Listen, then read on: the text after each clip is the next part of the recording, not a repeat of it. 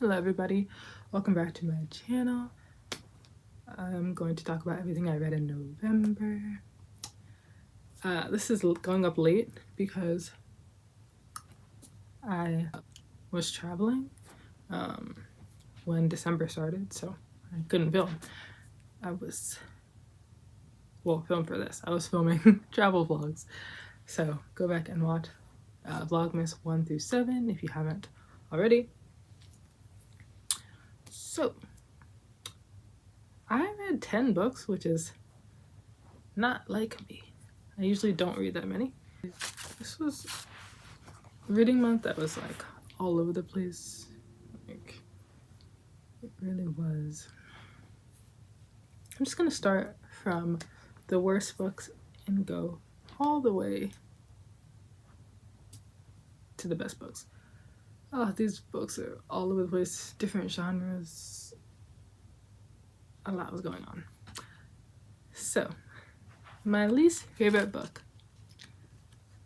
I read this month was unfortunately Not in Love by Ellie Hazelwood. This is a highly disliked book.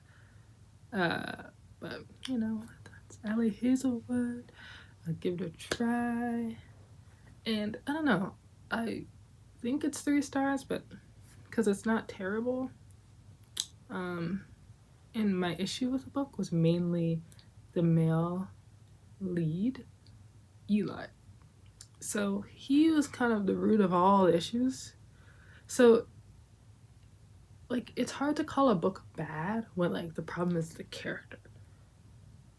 Like, the plot and structure of the book was like fine enough, but Eli, no.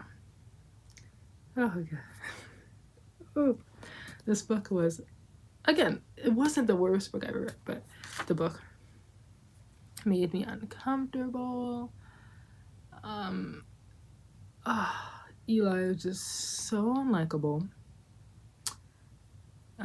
It's called Not in Love, but Eli instantly is obsessed with her from like the first time he lays eyes on her. For a book called Not in Love, he's so obsessed. It's too much. The romance was completely one-sided to me. I thought that Eli was very pushy in a way that was so uncomfortable. Like, there's a part where, like, later on in the book, she's at his house and she's like, I just want to go home, I just want to go home. And he keeps like coercing her to stay. And it was giving like, baby, it's cold outside. Like, oh, I really can't stay. But he's like, stay. And it's so uncomfortable.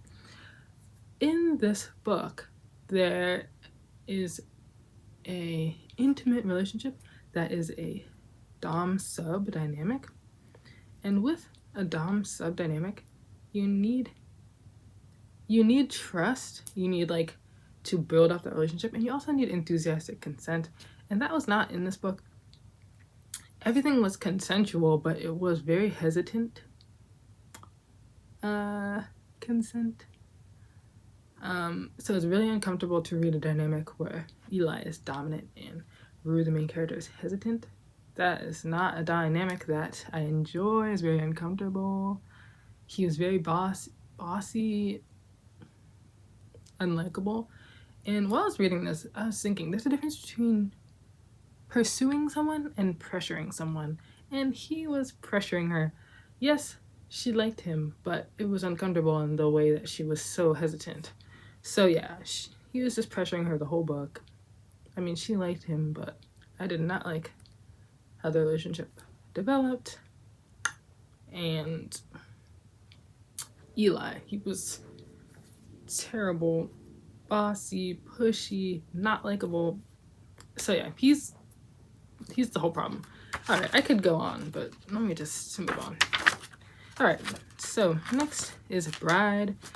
I read a lot of Ellie Hazelwood because I got a new library card, and the new library has more books, so they had more Ellie Hazelwood books, so I was like, let me read them all. But Bride, it just didn't click. Like, this is rough. I still like Ellie Hazelwood. I'm gonna read her next book, Deep End. So yeah, I'm still a fan. But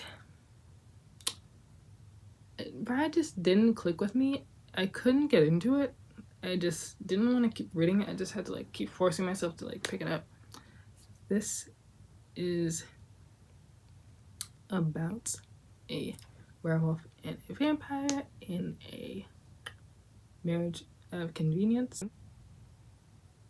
Yeah, I just didn't get into it. A big reason, I don't know. It was just a storm of reasons. I feel like there was a lack of detail, and there was a lack of seriousness for the stakes of the book. So they have to get married in order to keep the balance, peace, prevent violence between humans, werewolves, and vampires. That's like very important. So there was no gravity of the situation, tons of humor that didn't really seem to fit the tone of the stakes of everything that was going on. There's a lack of detail. And to explain this to you, it was like I was watching a cartoon instead of watching like a movie with like detail. So that's like kind of the lack of detail for you. So yeah, I love vampires, and I heard this book was amazing, but the lack of detail, the tone being off, yeah, those sorts of things made this 3-star. Again, not terrible. I had to give it 3 stars. The next book I read was Paradise Problem by Christina Lauren. So I have my reading journal here. It's where all the info is. I cannot find this page. But I read and really liked Unhoneymooners, because this is like a very unpopular book, and for some reason when people like a book I don't like it, and people don't like a book I like it. So yeah, I mean, it's 3 stars. This is about a marriage of convenience. It's confusing. Like, I can't really explain it to you because I'm confused, and I didn't like it because I was confused about the marriage arrangement itself. So how I understand, let me try to help you even though I'm confused. Oh, how I wish I remembered the main character's name. I just have to say guy and girl. I'm sorry. So, rich guy, Liam, sorry, I forgot the girl's name. He is studying to get his master's or doctorate, some degree, and to get into certain housing that he needs. He has to have a spouse. So I think it's housing for a spouse. And so he marries the female lead because she is a friend of his brother. And so they don't see each other after this. I'm so confused, so I'm struggling to explain this. And she thinks that they're not married, but they're still married for some reason that I don't understand. And he realizes that his grandfather created a clause that he has to stay married for 5 years to gain this massive inheritance. So even though the marriage was supposed to end, it didn't end for some reason, and they're still married. They've completely lost contact. And so he comes back to her out of the blue, and he's like, oh, I gotta keep this marriage up for 5 years. I gotta make my family believe that I'm married. And so they have to create a ruse. And they go to Liam's sister's wedding, and they have to pretend to be married for 5 years. And there's, at the end of the book, the third act conflict is so complicated that I can't understand it. So that is why a big reason why I didn't like this that much. I literally don't understand the third act conflict. It was like multiple conflicts in one, and I feel like they could have simplified the third act conflict. It was like this, it's like a legal battle, and I did not understand it. So yeah, I literally could not understand the third act conflict. The connection between the two leads, I thought was surface level. I didn't think it was really well built up. And Liam, like Eli from Not in Love, was the problem for me. I think he was boring, flat. He had the personality of toast, and he just had no personality. The Unhoneymooners, on the other hand, that main character, Ethan, he was funny, he was sassy, he was like smart alecky but still nice and just funny, and he had a great personality. But this guy, he has like no personality. So anyway, that's that. 3 stars. 3 stars. So the next book that I guess is 4-ish stars was Leather and Lark by Byrne Weaver. So like, I don't have much to say. Like, in romance series, like, okay, whenever there's a romance series and I like the first book, I give the first book 5 stars. Like, I gave Butcher and Blackbird 5 stars. The books after that, like, you're kind of trying to repeat the same thing from the first book, and as they say, it's never as good as the first time. So I mean, it was good. I think this was more romantic than Butcher and Blackbird, actually. But, you know, something about, like, reading it the same thing, like a murder romance again, just didn't have the same, like, kick to it. So I'm also confused with this book, too. Obviously, I need to pay more attention. But the male lead, Lachlan, is the brother of the main character in Butcher and Blackbird, and he ends up marrying Lark so that their families can do business. If you ask me about that, I can't really explain this to you. But yeah, so yeah, this was definitely slower. This book was slower to build up the physical intimacy, so I think it was like more romantic. But yeah, I liked it. It was like good, but you know, like, I think a lot of people online don't like this, but honestly, it's kind of the same as like the first book to me. But you know, it didn't have that newness to it, so. And Lachlan, he was a little one-dimensional, like, oh, I'm brooding and dark, and so yeah, he could have had more depth to him. Oh, and by the way, I will continue to read. Like, I thought it was good, Leather and Lark, so I will continue to read the next book, but you know, it's losing a little bit of its like newness. So yeah, next is The Dagger and the Flame. This was well written. This book is like a head scratcher to me because it was good, very well written. She's obviously talented, but it's like, it's YA, but it's like adult, very adult themes. So like, if this was an adult book, I'd rate it 3, and if it was a YA, I'd give it 4. So 3.75 is kind of the rating. Yeah, like, it's so like, it's like neither YA nor adult, like, in my mind. So I just don't know how to think about this book. It's good, but not quite. Like, I'm so mixed about this book. Like, I really loved the beginning. Like, I thought it was gonna be 5 stars, but I don't know, I think the romance was a little cheesy, but it's still like excellently written. So this book, I keep forgetting to write down the main character's names, is about, I'll just call, gosh, Oh, I should have written her name down.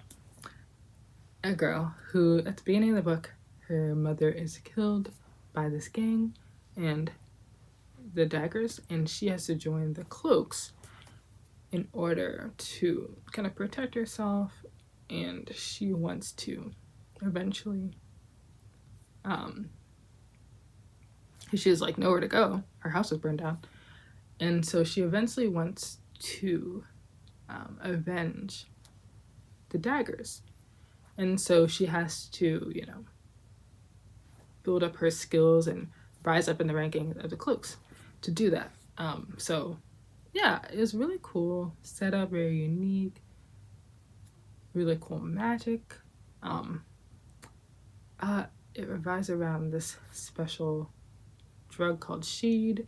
The cloaks weave the shade into their cloaks so no one can see them when they steal things, and the daggers consume shade to help them with their assassinations, their assassins. And it was such cool magic. And in the book, the characters can grab and manipulate shadows, and like there's a part in the book where the male lead swings on a shadow like it's vine, and it's like really cool magic. So yeah, I'm so conflicted about this book. Like, it was really good, but it just didn't hit. Like, I don't know, something about it, because it was YA, but it's also like, you know, foul language and like kind of spice. So I just don't know how to think about it. I think the characters were 20 or 22. So anyway, I'm just cannot make up my mind about this book, but I do recommend it. The next book is That Time I Got Drunk and Saved a Demon. So this is the same category with Butcher and Blackwood, with the Ruinous Love trilogy, in that this first book, That Time I Got Drunk and Saved a Demon, was 5 stars for me, and then after that the books kind of, I just got tired of like the same thing again and again. So, but yeah, it's hard coming after a 5-star, you know. It's in the shadow. All the other books are in the shadow. So I just gave it 4 stars. Maybe thinking back, it's like a 3. But Kimberly Lemon is... These books are good. Here's why these books are good. What makes a good book is a good... Well, every once in a while, is a mix of genres. So we have... It's like set in medieval times. We've got fantasy, we've got adventure, we've got comedy, we have spice, we have romance, we've got mystery. So it's all of those genres. There should be a word for that, like a book that's like all genres. We've got action, and it's a little like gore sometimes. So it's like kind of all over the field. But the writing is really good. But I find, I'm just reviewing the whole series, I guess. The second book was lacking in plot. This book I found was really lacking in plot. The first book had a great plot, so I don't know what was up with that. This book, The Time I Got Drunk and Saved a Human, is the third book, and the main character is Cherry, who is the sisters with Cinnamon, who's the main character in the first book. And Cherry is being kept captive on an island by a dragon, and Dante, another dragon visiting the island, saves her. And when he saves her, he immediately marks her, and so he intends for them to be married, like at the very, very, very, very, very beginning of the book. Now, in the first book, The Time I Got Drunk and Saved the Demon, the romance built more, and here they're like already engaged at the beginning of the book, and Dante, the dragon, was way ahead of Cherry, and she was like, "What's going on?" Like, she's just they were never like on the same page, and so there wasn't a plot. Like, she was just living with Dante, and there's like a little bit of plot and later in the book, but there's not much of it. Yeah, I don't know. And then when she finally gets comfortable with Dante in the end, she didn't want to go home right away, which I thought was weird. Like, you just were trapped on an island. Like, don't you want to go home right away? So, I don't know. This book didn't work for me.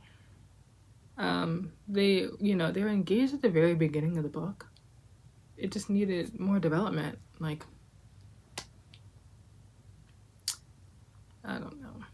The relationship just didn't build and develop in a great way. So yeah, thinking about it, I don't know, the writing is really good. But thinking about it, maybe it's like a 3.75. But anyway, I highly recommend Kimberly Lemming. This just happened to be like my least favorite. But I highly recommend The Time I Got Drunk and Saved a Demon. Next is Curvy Girl Summer. This is a romance book. This is slow burn. And in my opinion, it's a little too slow burn. So this book is about a curvy girl named Aaliyah. I wrote her name down. And she is pressured by her family to... Oh, I read these books on Libby, by the way, which is why I don't have them physically. I read them on the Libby app. And so Aaliyah, she's pressured by her family to get a man. So it's kind of unclear if like she goes out dating. It's kind of like a mix of her motivation, because she kind of wants to date someone, but then there's also the pressure of her family combined, which motivates her to go on a dating app and start meeting up with guys at her favorite bar.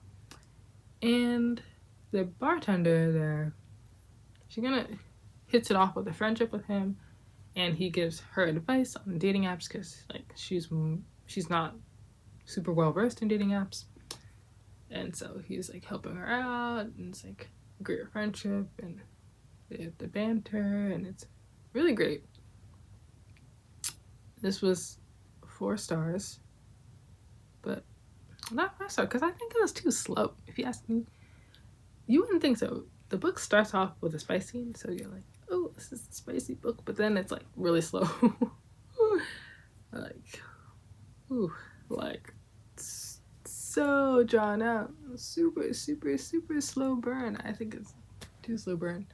But the bartender's name is Ahmad, and he's really like, he really helps her out and supportive, and they just have a great friendship for the vast majority of the book. And it's so good. So if you love slow burn, go read Cover Girl Summer. It's hilarious. Aaliyah has a really funny friend. But yeah, so I really enjoyed it. I just like flew through it. And yeah, if you like slow burn, this is the book for you. So yeah, really recommend that book. And Cover Girl Summer is by Danielle Allen.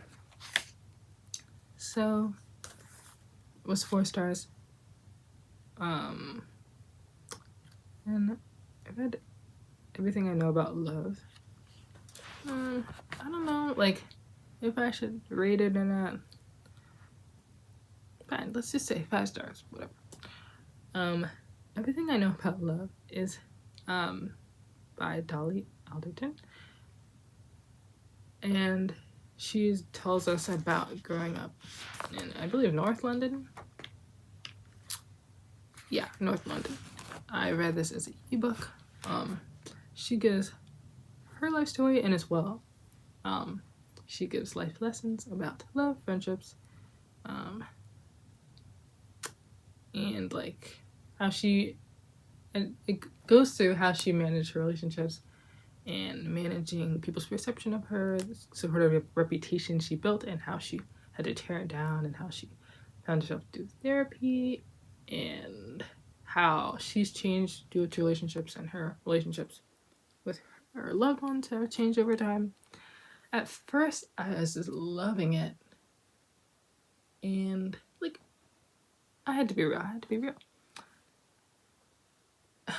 at the beginning I loved it because it was, talking about, I call myself a baby millennial because I understand millennial culture, like Sister and like Nickelodeon and like all that stuff. AOL, like I know it well. I didn't really live it, but I know it well. So I was loving that. But when she got older, I have to be real. I was like judging her. Like I know I'm not supposed to judge, but like I was judging. I'm sorry. I was. And so honestly, I just thought she was kind of selfish. Like I'm not ripping her apart. Like the book is amazing. I did. And a big chunk of the book, this is like a different topic, but a big chunk of the book is talking about her eating disorder. And so I can't speak on this because I had an eating disorder. But I just want all of you to know that don't listen to what a man thinks about you, because in this book, I'm not judging Dolly. Like, I really thank her for sharing this. She started the eating disorder because of a man, and she got out of the eating disorder because of a man. So, as she says in her book, do not, like, starve yourself because of a man. Just don't. And don't try to change yourself or listen to a man and let him put you on such an unhealthy path. In her book, she says, quote, I don't need to change my shape to make myself worthy of someone's love. And so, early 2000s is huge for anorexia and that sort of culture. So yeah, it was a different time. But yeah, I really appreciate her sharing that story. I just want to tell you guys, don't let a man tell you what your body should be shaped like. And anyway, I think that's a really important lesson. But yeah, I really appreciate her, sharing everything. But honest, I was mad at her. Not because of the eating disorders, but because of some of the selfishness. And she did some things I wouldn't do. I had to be real. Like, this is my channel. I had to say what I feel. But yeah, this is amazing. It was, kind of frustrating for me to read, but I highly recommend it and really like it. I'm sorry I had to tell you guys I judged her. I did. Alright. So then I'm going to talk about Ancillary Justice by Anne Leckie. Anne Leckie. Not off to a good start. And this is a sci-fi book. It is an amazing sci-fi book. It's the winner of a Hugo Award. I did not understand this book. And to understand this book, I'd have to reread it. And I do not want to reread it. I'm reading like 4 or 5 books right now. I'm not going to reread it. But I did not understand this book. I think that you can. I think that you can understand this. I don't think this is like an ununderstandable book. This is probably one of the most difficult books I've ever read. But I think with a second reread, I'd be good. But yeah, this is one of the toughest books I've ever read.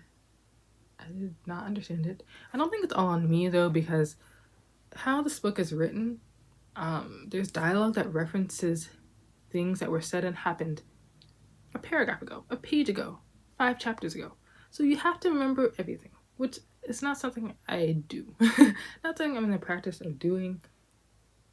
I just cannot like hold everything in my head. So the sentences were vague and always referencing something that happened like 2 chapters ago. And there's a lot of she. Like, who is she? And there's a lot of it. That happened. What happened? So nothing is spelled out. Everything is implied. Everything is vague. Everything is a reference from what happened a few pages ago. So that, for those reasons, I could not understand this book. But still, I liked it, even though I didn't know what's going on. I think I understood like 40% of what was going on. I don't think this is an impossible to understand book. But for me, yeah. So this, I can't even explain it to you. There's a theme with this wrap up. I don't know what's going on. So basically, it's about AI and their role in the Ratch Empire colonizing other areas, other regions, and other people. That's all I can give you. Because the AI is a ship, and the ship is composed of many different AI that are really one AI, and they are bodies, but they're kind of like zombies of humans that already lived. So it's so confusing. And each AI is called a segment. And so it's confusing because with every being, there's many beings in the book that are like copies of one being. So many are one. So it was so confusing. But anyway, I still recommend this. And I think with the second read, I would know what's going on. But yeah, I could still know that as reading greatness, even though I did not understand it. So I really liked it. Even though I didn't know what was going on. I will not continue the series because I just cannot understand it. All right, next book. My top book of the month. Let's turn to the page. Okay, maybe I didn't know. Oh, here it is. Funny Story by Emily Henry. So, my Emily Henry story is, I read Book Lovers. I really didn't like it. It was basically, I called it an Airbnb book. You know, the girl, she just goes on a trip to a small town, meets a guy, blah, blah, blah. Book about the book industry. There's too many books in the book being published that are about the book industry. I said it. I don't hear anyone saying this. Like, publishers are publishing books about publishers and agents. Like, we don't really care. Like, if we're not in the industry, we don't care. So there's just way too many books. And then people meet on vacation, that one's about the book industry too. And then this one is about a librarian. So, you know, at least it's not directly in the book industry. It's like the outskirts of the book industry. Anyway, stop making books about the book industry. Emily Henry. So yeah, I did not like Book Lovers. It was just it's just there. I'm not interested in reading her other books that came out before Funny Story. But I heard like Kalila D and other people online really like Funny Story. And Katie is reading. She just had like a vlog reading it where she said she didn't like the other Emily Henry books. And then Kalila didn't like the other Emily Henry books also, but she liked Funny Story. So I'm glad I gave it a chance. This is 5 stars. I had a reading vlog of this because I loved it so much. It made me misty-eyed, which is saying a lot. This book is about Daphne and Miles. They were engaged to other people, and then they weren't engaged, I don't think. I think it was just Daphne. They were with other people, and then the people that they were with, they got together themselves. So Daphne and Miles thought, you know, let's live together, and let's also like pretend to date a little bit, because you know, Daphne's ex kicked her out. So yeah. I talk about the book in the Funny Story vlog, so I shouldn't go into too much detail. But yeah, I mean, she gave the characters depth. You gotta give them flaws. You gotta make them likable at the same time, and she did that. Miles is super likable to me.